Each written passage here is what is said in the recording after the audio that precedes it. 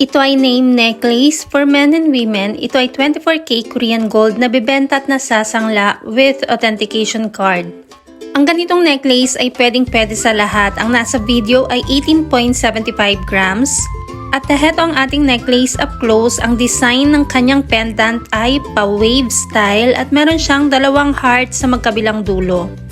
So ang pendant nito ay hindi talaga pantay dahil siya ay pa-wave. Kahit anong name or word ay pwede rito, mapa-English man or Korean ay pwede. At ang ating pendant ay naka-attach na sa chain kaya hindi ito natatanggal. Heto ang back part ng ating pendant, makinis sa harap at makinis din sa likod, parehas lang. Heto ang ating chain, kakaiba ang kanyang design. And again, ang ating name necklace na example dito sa video ay 18.75 grams, pwede ito sa 11.25 grams minimum.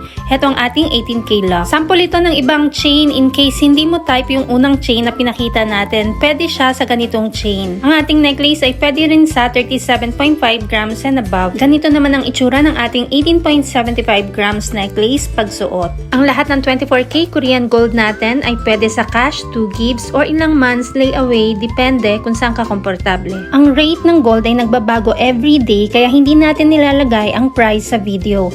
Kung gustong malaman ang updated price, mag-inbox kay Michelle Yu sa Facebook at subscribe ka na rin sa ating Mabenta KR Jewelry YouTube channel para updated ka.